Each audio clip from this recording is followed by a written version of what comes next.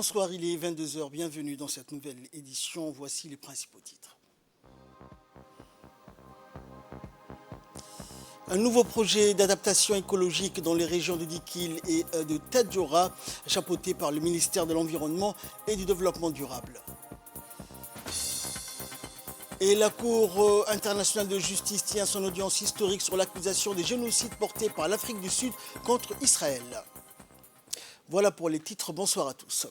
Le président de la République, Ismaël Omar Guelleh, a reçu aujourd'hui le directeur général de l'ALESCO, Dr Mohamed Ould Ammar, et sa délégation composée de hauts responsables de l'ALESCO. Il convient de préciser que l'ALESCO, de par ses missions, vise à favoriser l'unité intellectuelle du monde arabe par le biais de l'éducation, de la culture et des sciences, ainsi que les innovations au niveau mondial. Au cours de leur entretien, le président de la République, Ismaël Omar Guelleh, a félicité le directeur général pour les actions entreprises par l'ALESCO en faveur du rayonnement de la langue arabe à Djibouti et de l'appui apporté au ministère en charge de l'éducation, de l'enseignement supérieur, de la culture dans les domaines. Le directeur général de l'ALESCO a quant à lui salué les avancées de Djibouti dans les domaines de l'éducation, de la culture et des sciences. Il a particulièrement rendu hommage au président de la République pour son attachement à la langue arabe et à sa promotion. Cette rencontre entre le président de la République et le directeur général de l'ALESCO reflète l'importance qu'accorde l'ALESCO à la République de Djibouti, pays arabe qui a une position géostratégique déterminante et jouant un rôle croissant sur la scène internationale. Au cours de cette rencontre, le directeur général a proposé au président de la République de demander une représentation de la République de Djibouti par des hauts cadres au sein de l'ALESCO. Et en une cérémonie empreinte d'émotion, le Premier ministre Abdelkader Kamel Mohamed a eu l'honneur de remettre l'insigne d'officier dans l'ordre national du 27 juin au docteur Mohamed Ould Ammar, directeur général de l'ALESCO, l'organisation arabe pour l'éducation, la culture et les sciences. Cette distinction récompense le dévouement exceptionnel du docteur Ould Ammar envers Djibouti et ses services remarquables au ministère de l'Éducation nationale et de la formation professionnelle. Le motif de cette reconnaissance exceptionnelle réside dans l'impact positif du docteur Ould Ammar sur l'éducation, la culture et les sciences à Djibouti. Sa visite officielle accompagnée de sa délégation du 10 au 11 janvier a été l'occasion de discuter avec le gouvernement des questions cruciales relatives à l'éducation, la culture et les sciences dans le monde arabe. L'Organisation arabe pour l'éducation, la culture et les sciences s'engage activement dans la promotion de la langue arabe à Djibouti. Et dans le cadre de cette mission, elle contribue à renforcer les compétences des enseignants et conseillers pédagogiques grâce à l'utilisation des technologies, notamment en octroyant des ordinateurs et des certifications numériques. Ces initiatives ont un impact significatif sur l'amélioration de la qualité des enseignements et des apprentissages dans le pays. Et dans le cadre d'une stratégie de coopération bilatérale, le docteur Mohamed Ould Ammar a exprimé son honneur de participer à la promotion de la langue arabe dans le pays frère qu'est Djibouti. Cette coopération s'inscrit dans une vision plus large visant à renforcer les liens entre les deux nations. Et par la suite, le directeur général de l'ALESCO, Mohamed Ould Ammar, après sa rencontre avec le Premier ministre, a exprimé sa joie pour l'accueil chaleureux et l'hospitalité qu'il a reçu. Il a poursuivi en indiquant que c'était un honneur pour lui de visiter Djibouti et de rendre hommage durant sa visite aux hauts responsables du pays. Au début de ma visite, a-t-il indiqué, j'ai été reçu par le président de la République que j'ai eu l'honneur de rencontrer et de lui présenter l'ensemble de l'organisation arabe pour l'éducation, la culture et les sciences et les orientations stratégiques de nos pays. J'ai reçu du président de la République les instructions nécessaires pour donner à l'action arabe commune la valeur qu'elle mérite et pour œuvrer à élever le niveau de coopération et d'intérêt pour les pays présentant des caractéristiques particulières dans nos pays arabes. Puis la délégation de l'ALESCO conduite par le directeur général de l'institution, Dr Mohamed Ould Ammar, a été reçue par le ministre de l'Éducation nationale de la formation professionnelle, Moustapha Mohamed Mahmoud, en présence du secrétaire général et des hauts responsables du MENFOP. C'était l'occasion pour le ministre et le directeur général de l'ALESCO de consolider les liens de coopération et d'amitié entre les deux institutions avec des perspectives nouvelles dans les domaines de l'éducation, de la formation professionnelle, de l'enseignement et de l'apprentissage de la langue arabe. Et le ministre a exprimé sa grande satisfaction d'accueillir la délégation de l'ALESCO à Djibouti et le ministre de poursuivre en exprimant sa gratitude à l'ALESCO pour ses efforts remarquables et son soutien constant et inconditionnel visant à renforcer le système éducatif et l'enseignement-apprentissage de la langue arabe à Djibouti. Le ministre a ainsi rappelé les actions récentes appuyées par l'ALESCO, notamment la mise à disposition d'une plateforme éducative performante pendant le Covid, la donation de 4000 tablettes aux écoles primaires, d'ordinateurs portables, ainsi que des formations au personnel d'encadrement dans le domaine du numérique. Cette rencontre témoigne d'une collaboration fructueuse entre l'ALESCO et le gouvernement djiboutien dans le domaine de l'éducation et de la formation professionnelle. Et après donc sa rencontre avec le ministre de l'Éducation nationale, le directeur général de l'ALESCO, Mohamed Ould Ammar, a indiqué que l'organisation arabe pour l'éducation, la culture et la science et la République de Djibouti sont liés donc par des relations fortes et l'organisation est un partenaire solide pour Djibouti.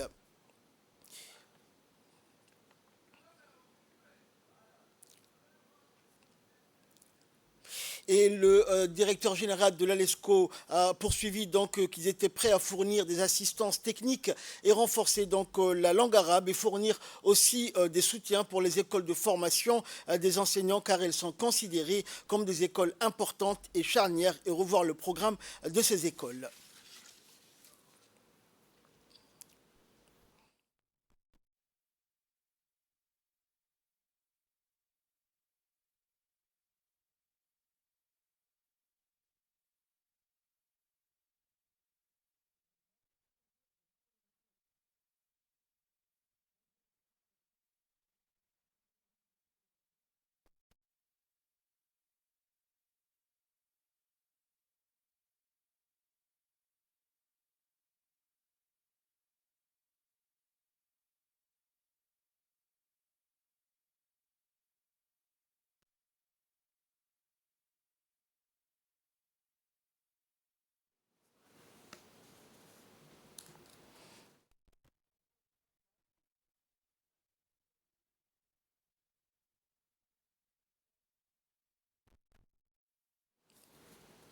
Et je vous propose à présent de suivre l'intervention du ministre de l'Éducation nationale et de la formation professionnelle. Terre d'échange et de culture, nous vous accueillons dans des circonstances vraiment très tristes où nos frères de Gaza se font nus et durs, bien sûr, massacrés par l'armée israélienne, aussi au vu du monde entier. Et c'est depuis 3 mois.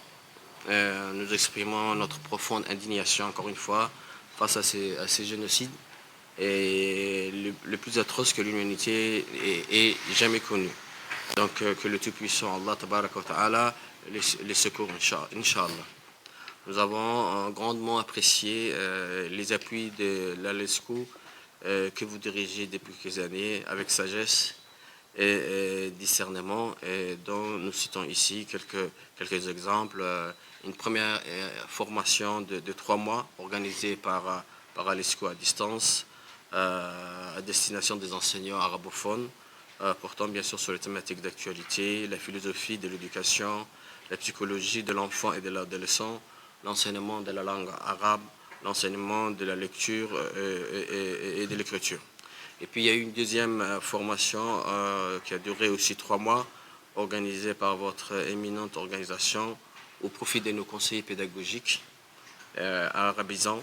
La première du genre pour ce public, visant bien sûr à améliorer leurs compétences à l'utilisation notamment de tout ce qui est technologie moderne dans le domaine de l'éducation. C'est une formation sur le numérique, avec l'octroi aussi par ALESCO d'à peu près 40 ordinateurs portables aux bénéficiaires de cette formation. Monsieur le directeur général, notre fructueuse coopération se poursuivra, Inch'Allah, avec l'aide du Tout-Puissant, pour aller encore de l'avant et édifier ensemble un lendemain meilleur pour nos jeunes générations.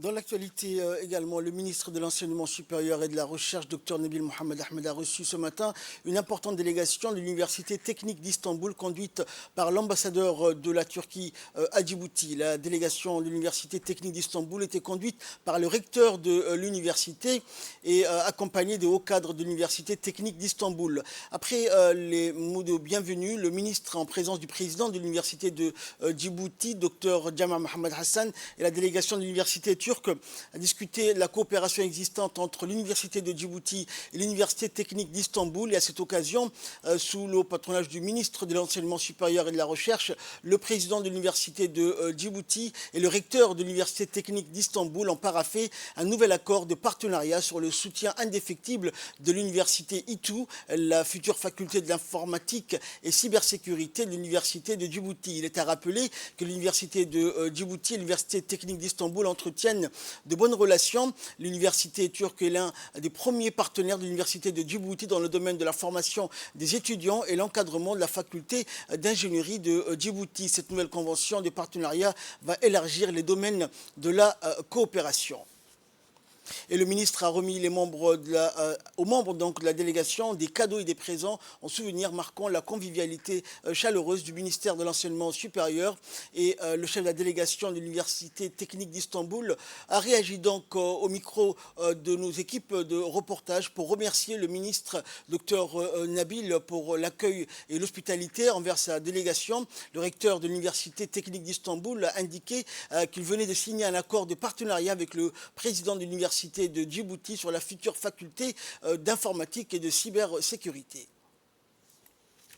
Et suivant à présent l'intervention du ministre de l'Enseignement supérieur et de la Recherche. Donc je voudrais tout d'abord remercier la Turquie pour l'apport au niveau de la coopération en matière d'enseignement supérieur et de recherche. La visite aujourd'hui de très haut niveau que nous accueillons au niveau du ministère représente Istanbul Technical University, qui est un de nos plus grands partenaires, qui forme nos ingénieurs à la faculté d'ingénieurs. Et leur présence ici aujourd'hui témoigne de l'importance qu'ils accordent à la formation et au développement de la République de Djibouti. Nous comptons donc à travers leur visite essayer également d'élargir les formations pour que nous puissions nous préparer à développer de partenariats dans le monde de l'ingénierie informatique, bien sûr, en priorité, et voir comment nous pouvons étendre l'ingénierie civile et l'ingénierie électrique qui est déjà en route. Nos partenaires et le président de l'enseignement supérieur, notre homologue en Turquie, lors de notre visite, ont également insisté pour que cette coopération se poursuive à un plus haut niveau, ce qui explique ce matin donc la présence du recteur lui-même, qui a pris de son temps pour venir travailler avec l'Université de Djibouti sur les nouvelles maquettes et pouvoir donc réfléchir également non seulement à la formation, mais également quel type de collaboration nous pouvons avoir au niveau de la recherche.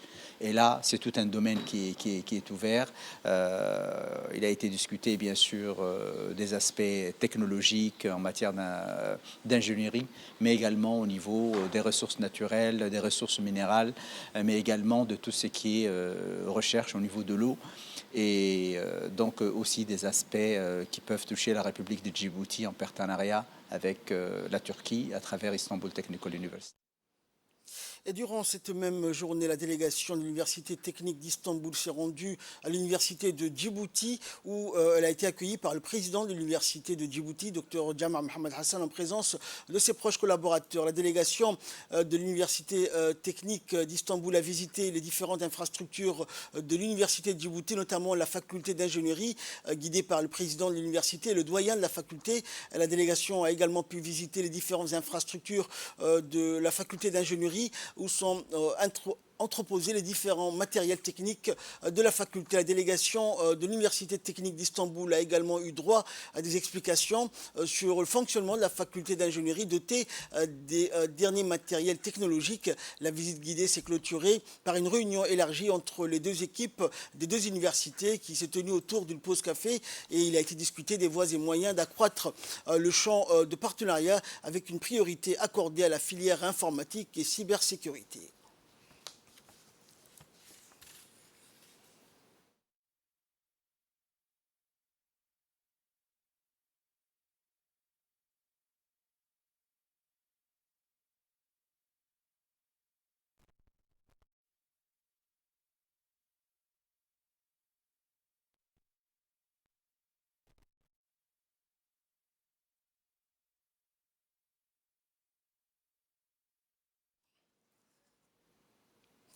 Le Sheraton Hotel a été le théâtre aujourd'hui d'un atelier significatif sur la mise en œuvre de l'adaptation basée sur les écosystèmes dans les régions de Dikil et de Tadjoura.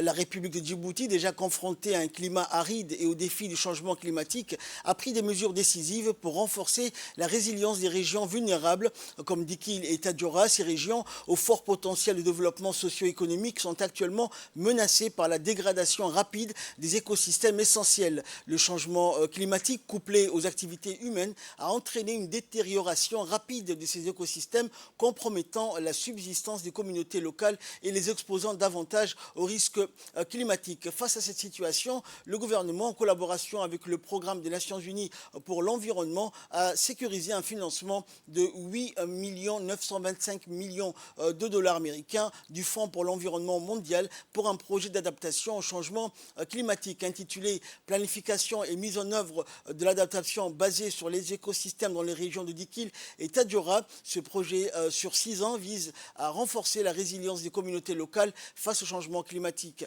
Le ministère de l'Environnement et du Développement durable dirigera l'exécution du projet. Suivant à présent l'intervention du représentant du programme des Nations Unies pour l'environnement.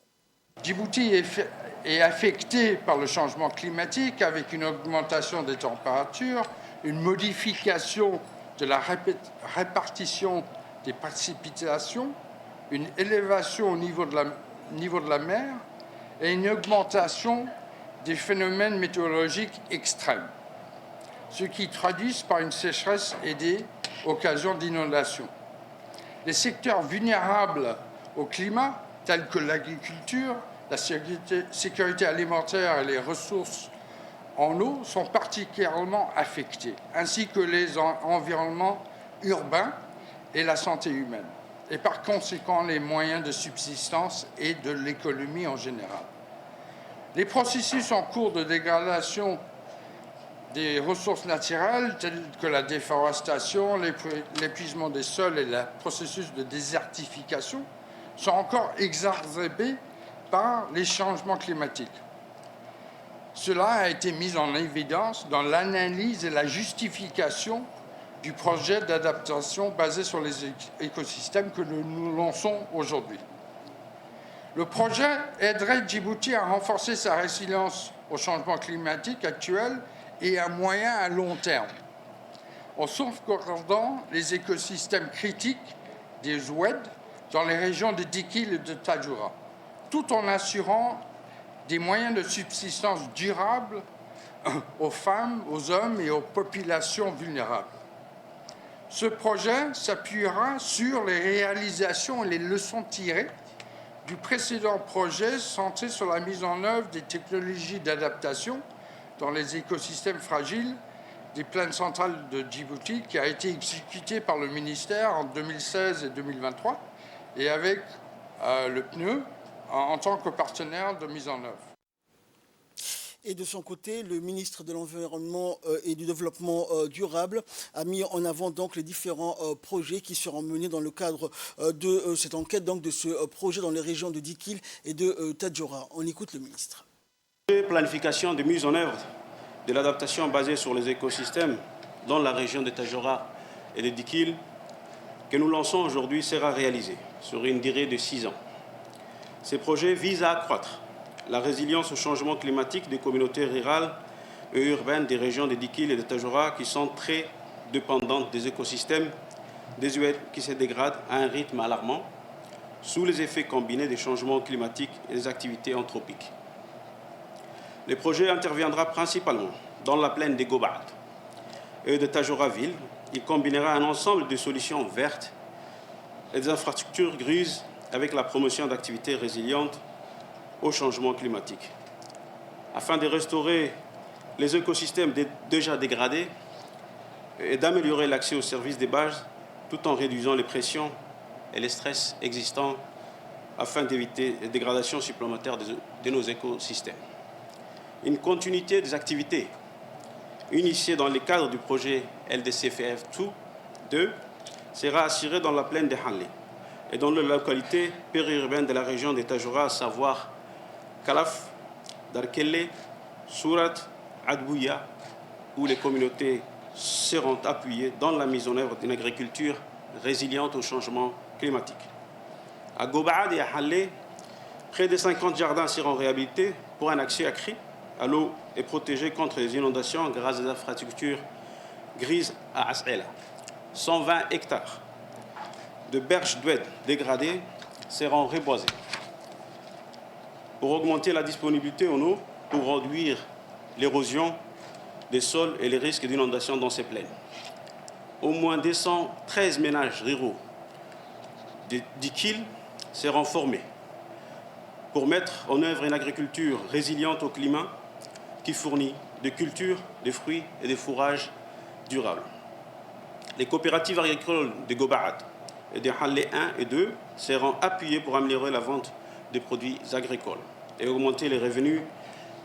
85 femmes seront soutenues pour établir des activités résilientes au changement climatique telles que le charbon au bois durable, l'élevage des volailles, de l'artisanat pour assurer un revenu durable dans la région des Dikil. À Tadjoura-Ville, la vulnérabilité aux inondations de 20 000 personnes seront considérablement réduites grâce à la construction d'infrastructures clés comprenant une digue et un déversoir pour renforcer l'oued des Badouli. Et à l'issue de cet atelier, notre équipe donc, de reportage a pu recueillir pour nous les réactions du secrétaire général du ministère de l'Environnement et du Développement durable, M. Dini Abdel Omar. Aujourd'hui, Son Excellence M. Mohamed Abdelkader Moussa, ministre de l'Environnement et du Développement durable, a lancé un nouveau projet au Sheraton Hotel. Ce projet a deux objectifs. Le premier objectif, c'est d'abord un projet de lutte contre les effets négatifs du changement climatique. Et comme vous le savez, le changement climatique entraîne deux conséquences négatives. D'abord la sécheresse qui touche les populations rurales, ensuite les inondations. Donc ce projet a pour objectif de lutter contre ces deux événements extrêmes dus au changement climatique. Dans le cadre de la lutte contre la sécheresse, le projet va surtout appuyer les agriculteurs de la région de Gobaad.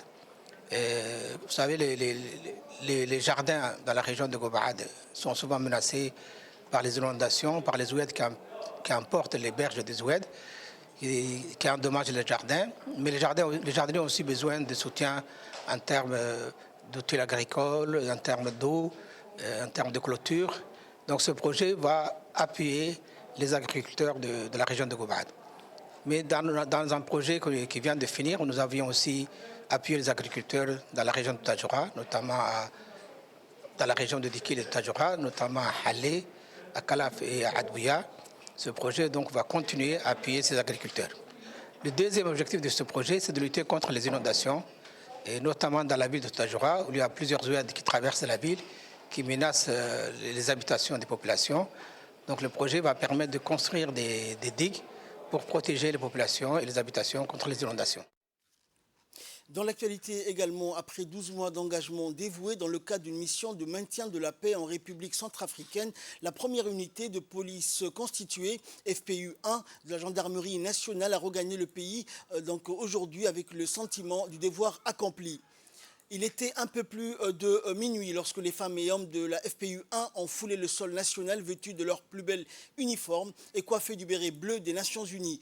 Tous les 162 gendarmes arboraient fièrement sur la poitrine la médaille qui leur a été décernée par les Nations Unies en reconnaissance de leurs bons et loyaux services. Les gendarmes de la FPU-1 ont été reçus au niveau de l'aéroport avec les honneurs par le chef d'état-major de la gendarmerie nationale, le colonel Zakaria Hassan Aden, et une délégation d'officiers supérieurs de la gendarmerie qui ont salué avec admiration leur dévouement et leur engagement envers le maintien de la paix. Le chef d'état-major a déclaré en substance: le haut commandement de la gendarmerie nationale est fier du travail accompli par la FPU-1 en Centrafrique. Le professionnalisme et le dévouement des gendarmes témoignent de la qualité exceptionnelle de nos forces de maintien de la paix. Et après l'accueil spécial organisé en leur honneur au niveau de l'aéroport, les gendarmes de la FPU-1 ont été acheminés sous bonne escorte au centre d'instruction Cheikh Moussa. Le retour de cette unité marque une étape importante dans l'histoire de la gendarmerie nationale, soulignant l'engagement de l'institution en faveur de la paix mondiale et la coopération internationale. La commune de Balbala a organisé ce matin un atelier de validation pour l'identification des investissements prioritaires du PSD 2020-2024 au conseil communal de Balbala. Cette réunion s'est tenue lors des séances de travail en session ordinaire du premier trimestre 2024 au sein du complexe Ar-Rahma. Cet atelier donc a réuni le maire de la ville de Djibouti, les élus de la commune de Balbala, le président de la commune de Balbala, également le vice-président de la commune, les membres du conseil communal de Balbala, les représentants de l'expertise France ainsi que les cadres de la mairie de Djibouti. En effet, cet atelier avait pour but de viser les activités du plan stratégique de développement de la commune de Balbala.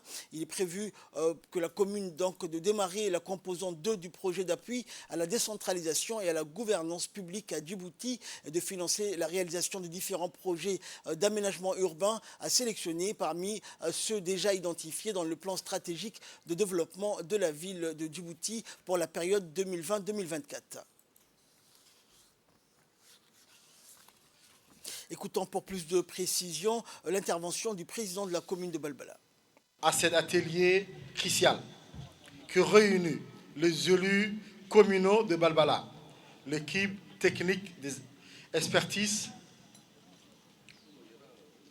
France, le maire de la ville de Djibouti, votre présence ici aujourd'hui est le témoignage de l'engagement que chacun de vous portez envers le développement de nos communes. L'importance de cet atelier ne peut pas être sous-estimée, car il constitue une plateforme unique pour le partage d'idées, la collaboration, la planification de nos actions futures. Ensemble, nous formons une équipe déterminée à faire face aux défis qui se dressent devant nous.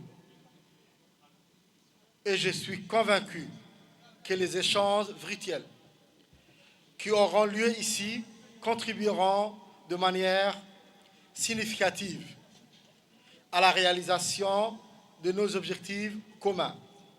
Alors, au nom de la commune de Balbala, je vous exprime ma plus sincère gratitude pour votre présence et votre engagement. Le financement adéquat des organes de la commune est crucial pour relever ces défis et de manière efficace. Nous sommes déterminés à créer une fiscalité propre à la bénéficieront dans le même esprit l'amélioration générale de cadres de vie avec la création des aires de jeu, d'espaces verts revêtent une importance particulière pour répondre aux besoins spécifiques de notre population, en particulier de nos jeunes concitoyens. En nouvelles du monde à présent, le conseil d'administration du Fonds monétaire international a accordé au Mozambique une aide budgétaire de 60,7 millions de dollars dans le cadre de l'accord de la facilité élargie de crédit. Et selon un communiqué du FMI, cette initiative a pour objectif de relancer l'économie et favoriser une croissance inclusive par le biais de réformes structurelles dans ce pays d'Afrique australe. Cette réévaluation porte le total des décaissements au titre du programme de facilité élargie de crédit de 456 millions de dollars approuvé en 2022 à environ 273 millions de dollars. C'est ce qu'a indiqué le FMI hier. L'accord triennal devrait soutenir la reprise économique et les politiques visant à réduire la dette publique du Mozambique tout en créant un espace pour les investissements publics dans le capital humain, l'adaptation au climat et les infrastructures. Et enfin, c'était dans les titres de cette édition, la Cour internationale de justice établie à La Haye marque un tournant crucial donc en organisant sa première audience dans l'affaire de génocide intentée par l'Afrique du Sud contre Israël. Le procès commencera demain. Cette affaire qui a suscité une attention mondiale a déjà obtenu le soutien de plusieurs pays, tandis qu'Israël et les États-Unis s'y opposent fermement. En décembre dernier, l'Afrique du Sud a formulé des accusations de génocide à l'encontre d'Israël en lien avec ses actions à Gaza, appelant à mettre fin à l'assaut militaire présumé après avoir causé la perte tragique de plus de 23 000 vies palestiniennes. La plainte souligne la violation alléguée par Israël de la Convention pour la prévention et la répression du crime de génocide de 1948, un traité crucial forgé dans les séquelles de la Seconde Guerre mondiale et de l'Holocauste. Parmi les nations exprimant leur soutien à cette démarche de l'Afrique du Sud, on peut compter la Bolivie, la Turquie, la Malaisie et la Jordanie.